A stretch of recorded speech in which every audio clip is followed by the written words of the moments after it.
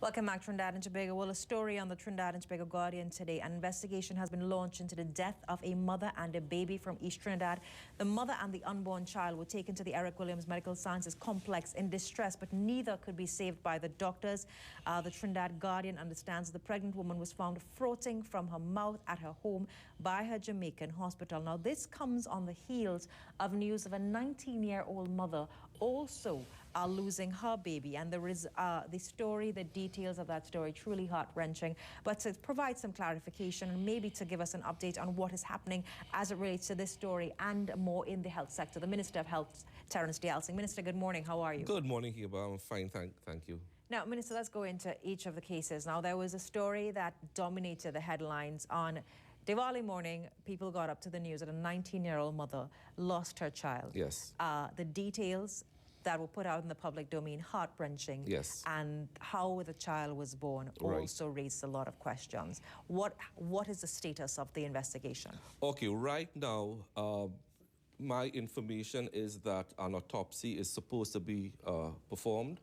Until that is done, we would not have a clear cause of death for the child. Dr. Karen Sohan is meeting with me on Friday at 9 a.m. to give me the details of what transpired. But Hema, I just want to say this. What happens in the public domain and the way the conversation goes in the public domain very often takes place in a sort of a vacuum, in that the public only hears a snippet of the real story. And since assuming the office of Minister of Health, I can tell you that all the cases of maternal death that have occurred, that have come to my attention, there have been underlying pre-existing medical reasons why those pregnancies were high risk. So none of them were linked to, I guess, negligence on the part of the hospital? And that is the unfortunate thing, Hema.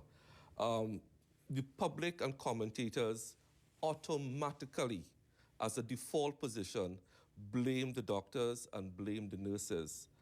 And I was quite startled when I saw on Facebook regarding that same story that someone in this country for whom I have the highest regard, a person who holds an office of neutrality, automatically blamed doctors and nurses without knowing the full story. Hema, these deaths are unfortunate. They are sad. I think every mother would like to go home with their bundles of joy. But unfortunately, pregnancy is a high-risk event. Cesarean sections is a high-risk operation. And let's just put things in context. But they know the story, Minister, with all due respect. They said the mother was screaming for help, yes, and that her baby was born with covered in feces. Every mother screams during labor. She was screaming for the doctors to intervene, or for someone to intervene. And that is what you are hearing in the public domain. And that is the point I'm trying to make. When you hear what happens and you get the version from the practitioners, you get a different story. What I'm saying, the way the Guardian carried the story, you would believe that the public health system has a duty to perform a cesarean on every woman who screams during labor. Do you know if we did that, you know what would happen, Hema? You would have more maternal deaths. Do you think, or has there been any preliminary discussions with the medical team? Yes, yes. If a cesarean was performed, could it have saved that child's life? I am having that discussion on Friday. Dr. Sohan is currently reviewing all the reports, all the ultrasound reports. We'll have to do an autopsy. I can't give an informed opinion on that. But what is going to be sad is that we are constrained because we can't give out the medical history. And the Ministry of Health and its officials will always be on the defensive because we can't give all the medical facts that may have contributed to adverse outcome. So we are always going to be on the defensive, and that's unfortunate. Can you advise the public now, or can you reassure the public that these cases are not as a result of doctors, as a result of nurses, or as a result of incompetence on the part of the public health? All the reports of maternal deaths since I have assumed office, I have seen them, and I can tell the public not one can be attributed to negligence, not one. Hema, the public has to realize we have a crisis of healthcare in Trinidad and Tobago. We have a crisis in obesity, a crisis in hypertension, a crisis in diabetes, a crisis in high cholesterol. Is it slackness on the part of the mothers, or is it lack of education? I think it's lack of education. And what I intend to do as of this morning, I have not yet been able to get the Office of Director of Women's Health on stream. That is going to take some time. But I'm not going to throw my hands up in the air and say, well, okay, I can't get it done as yet. What is the reason? What is the keep-back? Because the last time we spoke, yes, and this was, you yes, said, you have to understand how the this. public service works. This position has to be built up by the Ministry of Public Administration. And that is where it lies now. So they have to do their work. However, as a minister and as somebody making policy, as of today, because I have a heads of department meeting at 10 o'clock, I am going to be taking personal responsibility to drive a discussion on maternal health. I will be meeting with all the directors of every maternity ward, every maternity hospital as early as next week, Wednesday, to drive this process forward. Because what is needed here is education, to educate our mothers. Now, you say that all of the reports you've received since assuming office are their underlying causes. Yes. Is there a commonality amongst all of the women or all of the unfortunate incidents that we're seeing? What are the common factors? Common factors are: one, lack of proper antenatal care on the part of mothers. Two, high-risk pregnancies in terms of diabetes, hypertension, obesity. And three, the public health system, unfortunately, has to accept everyone who comes to us. We have had a case where a mother was being attended to by a private physician and had made all arrangements for delivery at a private institution. That mother subsequently lost her job in month 9 of her pregnancy, therefore could not pay the fees at the private institution, presented at the public institution with a complex pregnancy. We don't have access to her notes. We don't know what medication she was on. We don't know if there were any complications. And these are some of the issues that we are faced with, but that does not make the public, that does not get the attention of the public. So when I say so when I say the discussion in the public takes place in a vacuum, that is what I mean. In situations like that, Minister, would a mother not walk with her file? Would there not be a very extensive interview before? I would assume, when I go in at private institutions, it's as though you're going for a job interview. Yes. They ask you a history from here till 10 years old. That you're assuming that the mother walks with the files. That's an assumption. In that particular case, the mother did not walk with the file. So she had to be treated at the facility? Yes, as best as we could. The point I want to make here is this. In the public domain, these discussions, as I said, take place in a sort of a vacuum. Because as a Ministry of Health, we can't give out patients' private medical records so that the discussion could be fuller. That's the only point I want to make.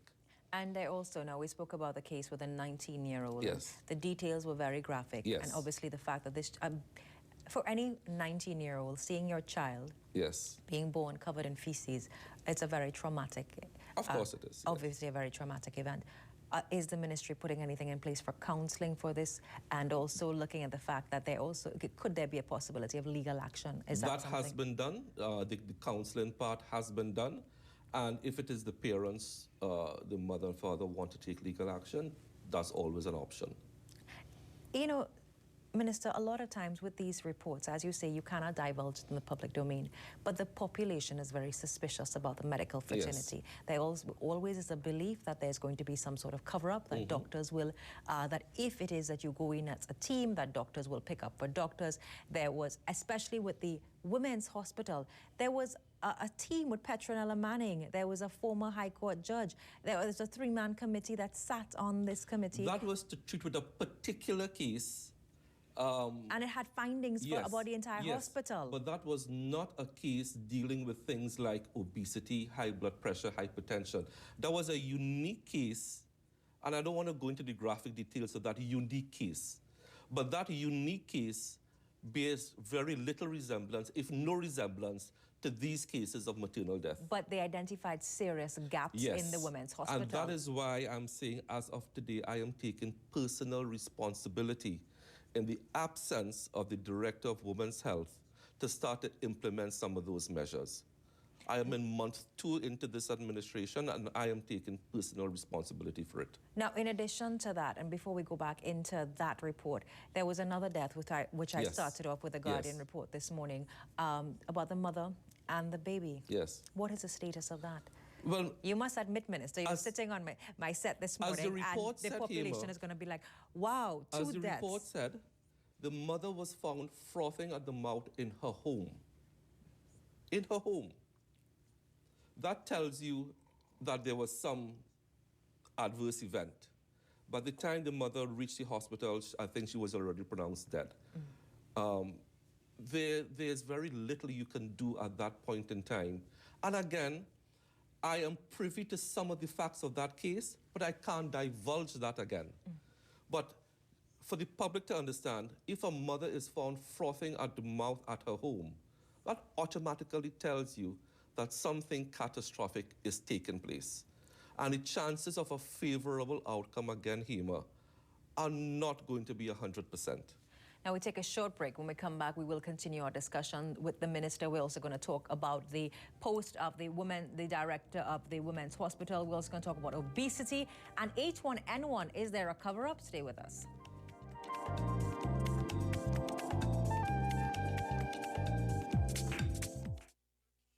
It's Christmas time again, and Seaview Optical is giving away to all its loyal customers a pair of free polarized sunglasses, plus 25% off all frames and 25% off all progressive and bifocal transition lenses. Seaview Optical, affordable eye care for everyone. Central Equipment Rentals Limited presents Red Shred, mobile document shredding. Red Shred shreds documents on-site securely at a rapid rate. Every organization needs to securely discard its archives. Use Red Shred for an efficient, secure destruction service. Our truck-mounted mobile shredder will come to your premises and shred all your documents witnessed by your company's representative. All shredded paper will be forwarded for recycling. Call Red Shred to book your appointment and reduce the clutter in your workspace. Want to score some free tickets to the TNT vs. USA World Cup qualifier? You're in the game with Island Finance. Get a loan by Thursday 12th, and you can win 4 free tickets. Check press for details and make hassle-free loans your goal with Island Finance. As a man, this ad has all the things to appeal to your senses. A truck, an attractive woman coming out of the truck, powerful tools, attractive woman using powerful tools, and music to make you feel empowered about being a man. But this ad isn't about all of that. This ad is about Southern Wholesale Stores, where you can get the widest range of Stanley and Black & Decker tools. Southern Wholesale Stores, more than just a hardware. The all-new Sky 99.5 FM. Inform. Inspire. Empower.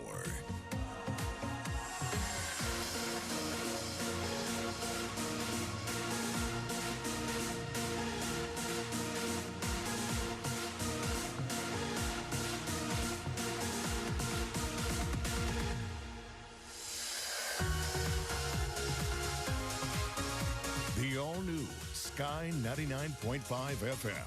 Streaming live on sky995fm.com.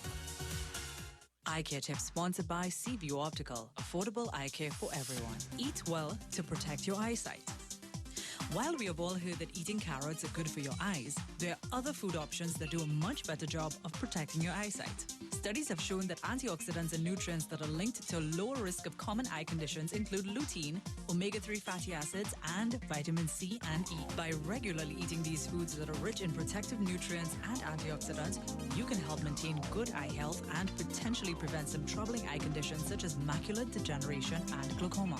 Leafy greens such as spinach and kale, cold water fish like salmon, tuna, and other oily fish. nuts, beans, eggs, and other non-meat proteins such as soy, dark pigment fruits such as blueberries, blackberries, strawberries, cherries, and grapes, citrus fruits and juices, avocados, broccoli, tea. Eye Care Tips sponsored by Seaview Optical. Affordable eye care for everyone.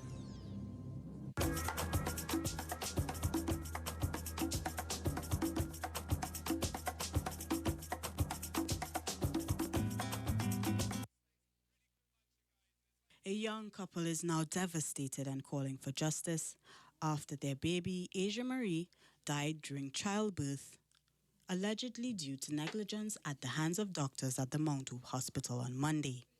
Speaking with CNC3 News, the grieving mother, 19-year-old Chelsea Robertson, stated that she visited the hospital last week complaining of severe pains and expressed concern about her baby. However, she was told only to return when her contractions began. According to Robertson, the discomfort intensified and she went back to the hospital on Sunday. She then explained what transpired.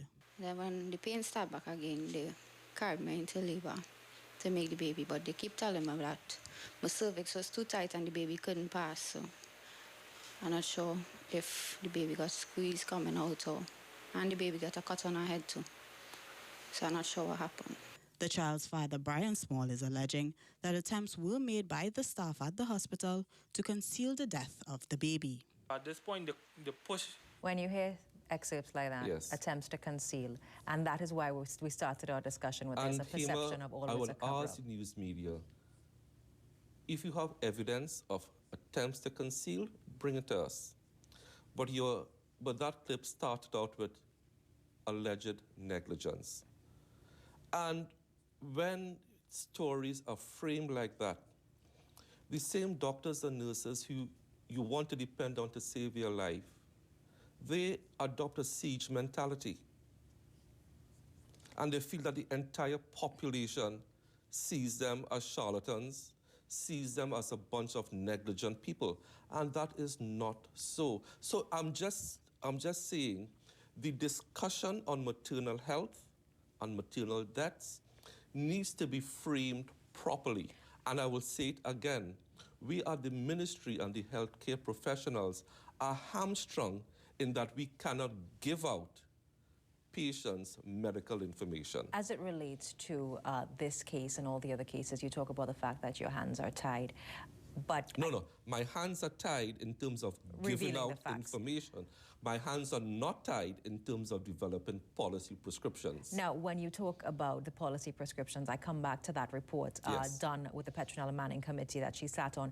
There were a number of gaps that were Correct. identified Yes. at the Women's Hospital, which were startling details about deficiencies in the system. So when you hear stories like that, Yes. you're kind of like, well, what has been done? That report was done since February of 2014. I think it was February 2014, and I am telling you this morning, I've been in office 2 months. I am taking personal responsibility on this issue of maternal health, regardless of whether I have the Director of Women's Health appointed or not. And Now, as of today, I am taking personal responsibility for this issue. Minister, we're having a conversation, and over the last week, over the last week, there have been reports of 2 deaths. Yes. A mother and her child, and the death of the child of the 19-year-old whose details were put all in the public domain. The population will wonder, are the nation's hospitals safe? And as it relates to international standards, how do we rate in terms of infant mortality and child deaths? Great. The nation's hospitals are safe. Remember, the public health system gets the most complex of cases all the time. And you ask, how do we rank? In terms of maternal mortality, we are now 58 deaths per 100,000 live births. How does that rank? Jamaica, it's 80 deaths per 100 live births. Barbados, it's 52. So we are way below Jamaica, but slightly above Barbados. What that tells me is that, look, to have an intelligent conversation into maternal deaths, we have to examine our population. Our population, the 2 major groups, the Afro-Trinidadian, the Indo-Trinidadian. It's a medical fact that the Afro-Trinidadians suffer from high blood pressure. The Indo-Trinidadians are prone to diabetes. These are your 2 main causative factors that give rise to maternal death. Added to that, we have an epidemic in Trinidad of obesity. Added to that, we have a population which has replaced the 3 food groups that I knew about growing up, which was protein, carbohydrates, and vegetables, with 5 food groups in Trinidad and Tobago: sugar, salt, grease, fat, and fast foods. Well, we've been linked as... That is our diet. We've been linked as the 13th fattest And nation. we are a nation in a health crisis. What are you going to do to combat obesity, Minister, and what is the impact on our health sector? How much money does it cost us every year? I could tell you, good question. CARFA, which is the post-runner to CAREC, has estimated that diabetes and the effect of diabetes cost this country 8% of GDP. 8% of GDP. I have some figures here to share with you. Diabetes mortality rate per 100,000. In 2010, it was 106.3. Now, you would think that with access to information, sugar is bad for you, it would go down. Do you know what it is in 2014? What is it? It went up by 20%. That is telling me our population is not absorbing all this information. Is it time that we not only look at legislation, but maybe penalties must be attached? Are we changing the food feeding school feeding program? Is it time that we tax the sugar industry? Is it time that foods, which is what the U.S. is doing? Yes. They are, because if people can't, if moral suasion is not working, you understand that now, there's a health cost. In New York, a couple of years ago, they tried to tax soft drinks. Yes, they supersize. And it became a constitutional issue. We can't do that. It all boils down again, Hema, to personal responsibility. When I see workers in the morning, and I see the same workers every morning going to work with a greasy bag and a soft drink, and that is their diet every morning. And then for lunch, they visit the fast foods place. But Minister, you know what people are going to tell you? What's that? That green foods and healthy foods are more expensive. So at the market, 3 sticks of celery was $20 this weekend. Cucumbers were, I think, about $15 a pound, depending on where you buy them. Well, Pima. So what does that say about the government actually encouraging and understanding that it's all linked to? And that is where we have to work with agencies like the Ministry of Agriculture to get our food import bill down and to talk about food substitution. As far as the school nutrition program is concerned, the Ministry of Health has always been closely linked with the school nutrition program to get them to eat properly in the schools. What is the next step for combating obesity? You understand the cost. We're looking at diabetes alone, which is not just looking at that aspect. Where so many other things, and I don't know why people don't understand that. You talk about cancer, you talk about diabetes, both are diseases which really affect your livelihood and the way that you operate your everyday lives. What is your next step? You've tried education, you've tried moral suasion, you've had the Fight the Fat campaign. What is going to happen? We at the ministry, we are looking at employing a psychological tool where the messages resonate with individuals. The campaigns tried in the past have not worked, they have not resonated. And that is engaging a team that I have set up in the ministry about a month now. How do we communicate this to persons so that they can have meaningful changes to their life? I mean, I am an example. I am a poster boy for diabetes. I am East Indian, male, both parents diabetic. So if there's a poster boy for diabetes in Trinidad and Tobago, you are looking at it. But at age 58, because I took serious lifestyle decisions 20 years ago when my father had his first stroke, I have been able to ward off diabetes so far. And I can tell you the minister walks every evening. We used to live in the same community, so every evening you'd see him running. Because as an East Indian male, I can't fight my genetic predisposition.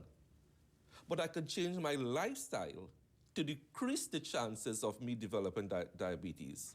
So I could probably use myself as an example to the population that you are not doomed to a life of diabetes, hypertension, obesity, high cholesterol. Now, I know there are a number of topics I want to touch on this morning. H1N1. Yes. There was a story about a cover-up. Yes. And the fact, and also your the former minister has released a statement wanting to find out about what's being put in terms of preparatory steps and understanding how ready are we at the vaccinations and all of the other things. Okay, first of all, I must take umbrage with your sister newspaper again, which claimed there was a cover-up. Was there a cover-up, Minister? There was absolutely no cover-up. How many deaths have there been? To date, and speaking with the acting chief medical officer up to last night, there's one confirmed death due to H1N1. And that one confirmed death, that person had what we call comorbidities, meaning they were, again, pre-existing medical conditions, in this case, diabetes and hypertension, which made that person more susceptible to H1N1, because most of the people who die from H1N1 are immunocompromised. And metabolic disorders like diabetes compromises your immune system. So when you get H1N1, people like those are more susceptible to it. The other populations which are more susceptible, which we have to treat, are pregnant women, children under the age of 2, persons over 65.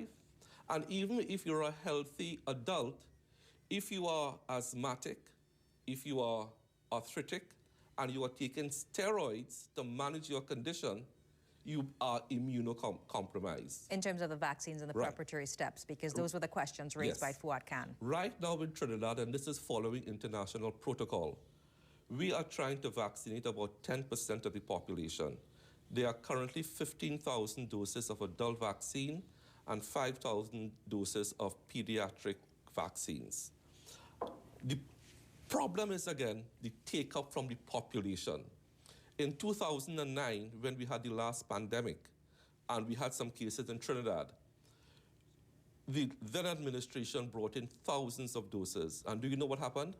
70% of the doses had to be dumped because there was no take-up by the population. So what we are trying to do now, my first port of call is to get all health. WHO guidelines will tell you when you are vaccinating your population, the first subpopulation you look at are your healthcare workers, because those are the ones more susceptible. And have they already been vaccinated? Many have been. Some are resisting, as strange as that might sound. Again, after we do the healthcare workers, the second most susceptible subpopulation are your pregnant mothers. Okay, so there's a plan. And then we come down the line. And in terms of where have you reached in this plan? We are now at the point of both dealing with the healthcare workers and the pregnant women. What is the time span to deal with your most vulnerable and then moving down to the I would like to deal with that within the next month or two to have that covered. And right now we have enough doses in Trinidad, and I will let the population know if there should be a pandemic tomorrow, PAHO can ship to Trinidad and Tobago extra doses within 48 hours. Now, Minister, also we're looking at the arrangements at the medical facilities in our country. Yes. The relationship with the RHA, the relationship with the Ministry of Health, and this organizational structure that was meant to simplify operations, but somehow it's morphed into a complex system, duplicating. One hand doesn't know what the other hand is doing. A lot of people believe that the RHA system has simply outlived its usefulness. And that is why, Hema, under the Office of the Prime Minister, we have set up a review committee headed by Dr. Winston Welch to look at the whole RHA system. In coming into office in early September, that is one of the things that struck me very early, that we spend billions of dollars on the healthcare system every year. And when you ask the doctors, the nurses, and the patients, has the healthcare system improved any over the years? The answer is no. So clearly we are not doing something right. Would you get rid of the RHAs? I can't say. I don't want to prejudge what that committee will tell me. But I will say this. This committee is not an open-ended one that just goes on ad infinitum. They have a clear mandate to report by the first quarter in 2016. Following that, we take these findings to the public, have a public discussion on health, and start to implement things, hopefully, by the second quarter in 2016. This is not going to be a report that sits on a shelf. The same way I am taking personal responsibility for maternal health, I am taking personal responsibility for driving the changes necessary to get our public health system up to an acceptable level of standard. Why do you think the public health system has always been lacking behind? Why do you think there are always these problems? What are the two major challenges that you currently face as Minister of Health? Leadership.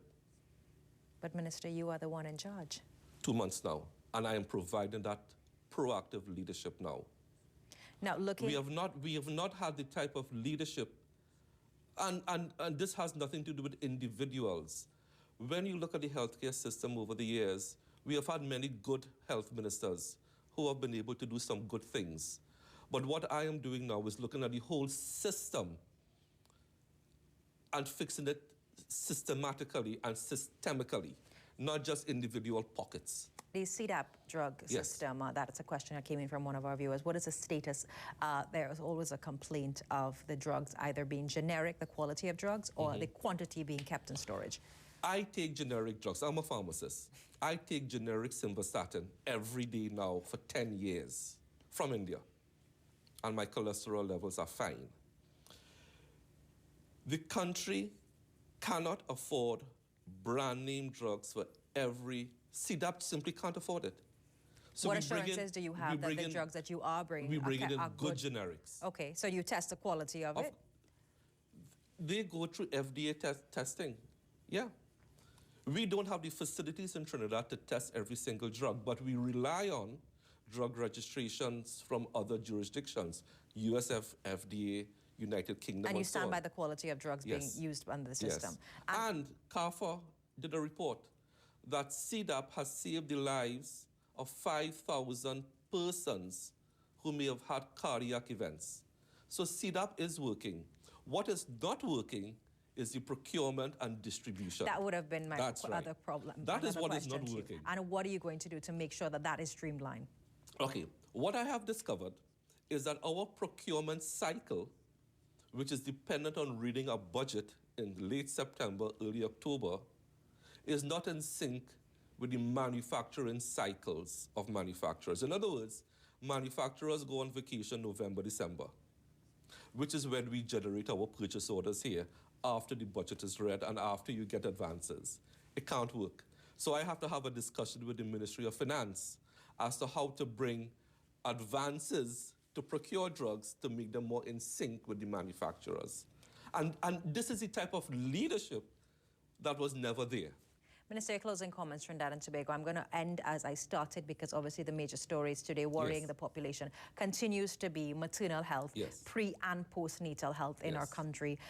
We're looking at the 19-year-old, the death of her baby, the horrific circumstances that were put out in the public domain, and a mother and child. Closing comments. Closing comments. Look, we are all stakeholders in this thing. The patient has a responsibility. The public health system has a responsibility. I will not shirk my responsibility as of this morning in driving the agenda for maternal health care. I give the public that assurance that I am taking this issue personally under my wing. The minister there taking responsibility for this matter, and also some interesting facts that have been revealed as it relates to the conditions at the health facility. Minister, will you be relooking the Maternal Manning report and the recommendations? I have looked at it. And I am going to be revisiting that this morning because I am no longer waiting for the Office of Director of Women's Health. Why? I am taking personal responsibility. Some of the gaps identified are very startling. Startling, yes. I agree with you. And why have they not been addressed in the last year? That I can't see over the past year. I'm only in office 2 months now. We're going to go straight to Akasamu, who's standing by for the 7 o'clock newscast. And when we come back, looking at the issue of pre- and postnatal care, we're going to speak to Dr. Shireen Kalu. And this is really going to be a piece of advice to all expecting mothers, all young mothers, some of the do's and the don'ts. Stay with us. This is the Morning Brew.